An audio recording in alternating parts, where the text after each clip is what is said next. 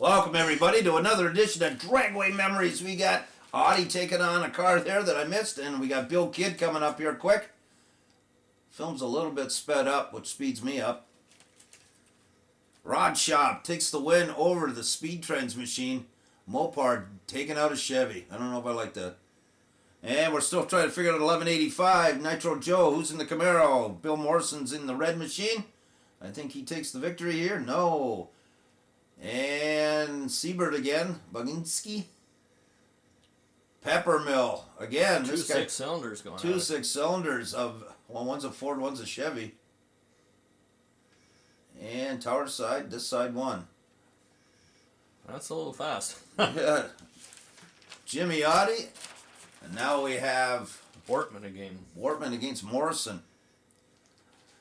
And Audie again against a front engine dragster. Yeah. Drives around him like he's standing still. Cono rail. Yeah. Top fuel bike. I think this black one with the gold stripe is TC Christensen. Hopefully somebody else. It looks like a 2-bike match race. Yeah. Boy, were they fast. John Paxson. I believe he lost his life in one of these things. Oh boy. Here we go with this wheel standing. They used to have all kinds of different things going on. Tractor pullers and the dirt in front of the track and all kinds of different things to bring in the people, make them aware of where the track was and drag racing in general. Oops! And sometimes it worked, sometimes it didn't. And I wasn't here for this one, Me but neither. it sure looks like it was fun. I like all looking at all the cars in the middle of the ramp. Some heavy hitters. I'd like to have a few of them today. Looks like the guy's successful. Nobody got injured, so we're happy about that. Wonder how much it costs to book in these shows. Well, kept the crowd entertained. Helped pay for the facility. Makes it. Whoa, that was a little spicy. Uh-huh. Gets her done. Slides through the. It always rains at Cayuga somewhere or another. There he is. He's successful. Look at the Speed Trans wagon and the Storm Along car. This is Mr. Jeffries and his still class John legal Jeffries, yeah. machine. Out of Hamilton, Ontario. Another Hamilton boy. Yeah, the Vanny Brothers G modified production, 331 inches, 614 gear in the back. Jim Zakia, Hemi powered 4-speed Opel. Wow. Jimmy Moore, Racing Head Service, still helping them out. Their low-class gasser, beating Woods in the Missile, of course. 4-speed up against Siegfried and Bly, 4-banger hanger. Beatty just nips it. Mr. Ball Auctions, Bob Elliott, before they chop the top. RW, bogus, Bob Elliott, the draft lifter number 2. He tells me draft lifter was a drink that he liked. Nothing to do with crossing the border, which would be a very sensitive subject. In 1970, when he bought this car, brand new, special ordered purple paint, not a regular color, on a 70.5 Z28 Camaro. If that was in somewhat shape today, somebody would restore that car for sure for big money. Here it is. All the front ends all cut off and everything, now running as a degasser, hooking hard. Ball Auctions, sponsor for many years, allowed Bob the money to progress up the ranks. Later on, they chopped the top of it here, and look at the weird hauler, basically a 68 Chevelle with the ramp truck back on it, and the car just got more and more modified. Here it is in the last time ran it as a C altered. Lightened and lightened and lightened. I don't know if that car even exists today. Here he moved into the Expert Strauss machine, again with the draft lifter handle, and running it as an AFX in this shot, but it's been a B-altered car and well into Pro Stock. Here it is with some green and yellow paint. I'm standoffish on the color, but this is a big block Chevy running now again in Pro Stock and having some success with that car. Bob's run all kinds of stuff, including this Super Stalker, which was a very trick piece at the time.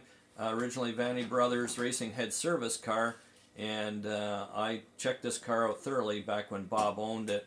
Very trick machine. Probably would still be competitive today. Super M automatic car. Moving into alcohol funny car with John Rossiter. Now he's just got the bug to go faster, and he loves funny cars. He says funny cars is my first love. Made a lot of laps with Rossiter and others as a very good alcohol funny car racer. And this one probably made him the most money, easily the most reliable. The Northern Force Jet funny car made many a lap all over the eastern seaboard and did very well with this car. Always an excellent show. Bogus Bob He's in all kinds of halls of fame now. One of two in Canada, Hemi Cuda's, A.J. Dittner, and the Rudy Held's Gold Gambler. And here we go, Norm, this is for you. Top on it and everything. Norm Noddle C-altered Hemi 4-speed against another Hemi 4-speed, Don Cloak. Gordover Bow and the B Econorail against, I think it might be Bow Mountjoy in his Econorail. Speaking of Econorails, here's two more. That's Mountjoy this side. Mountjoy this side. And the Helliger guy on the other side, we believe. Morrison and Fedden always duking it out. Late round competitors, if ever there was a pair. I wonder what their score is even up. Here we go with 265 Chevelle. One's a 4-door, one's a 2-door. McRitchie in the 2-door, 220 horse, 283 Power Glide transmission. Held a record at 1 Super M automatic. Cramp in the 69. Here comes Zakia. Jim Zakia. Beautiful. Every one of his cars were just beautiful. Jim Zakia, Niagara Falls, New York. What a gentleman. Really nice guy. Look at Schuler Cams, very obscure cam company. And this is his first serious race effort that I know of. Love the candy red and the tinted windows. Stuck with this color all along. A C Gasser. Progressively better and faster. Ran this 33 Willies only for a short period of time. As this picture at Niagara, which was quite a cool place to go. Never been there myself. And moving into the Anglia with Albert Clark out of Indiana, a famous Chevy car dealership owner. And this is an earlier version. This is the last version of the Anglia with the CB square headlights, injected Hemi in it. By now started with a small block Chevy. Moving into the Opal, what a killer piece. Performance Engineering, Brad Francis and those boys. Motor building, Hemi 4-speed. I know they ran a clutch flight in it at one point, but towards the end it ran with a Hemi 4-speed. This version has a 4-speed in it. Megard Wheel Lock Company stepped up big time to help out. Gentlemen, Jim Zakia, beautiful cars. Runs today in the 470 Index Series at Empire with a version of this car. John Oldfield taking on the BD Woods machine. The Oldfield Corvette out of Western New York. Newell Brothers, or this is the Thorne Brothers now. That's still Newell Brothers. Injected Datsun. 4-banger hanger taking on the Black Sabbath full-size Chevy. Where's he out of, Bill? Buffalo, New York area. Real neat car. And this Chevelle we see in a lot of these footage. We don't know who the green Chevelle is. That's the Everett and Everett machine. The ex-Chili Willie. And our infamous green 65 Comet. Yeah, Larry the counter guy for taking on Forrest and Forrest in the Camaro. They still own this car today, that Camaro. Larry had an interesting story. He's the first something that was ever in Canada. You have to ask Norm Noddle. Ask Norm Noddle. He'll tell you all about it. Yeah. Jim Lindsay found this car after many years. It was sitting outside. He bought it back, had it restored, and unfortunately recently crumpled the front of it. Hopefully he's fixing that one up as well. Zakia making first short work out of Blanchard there.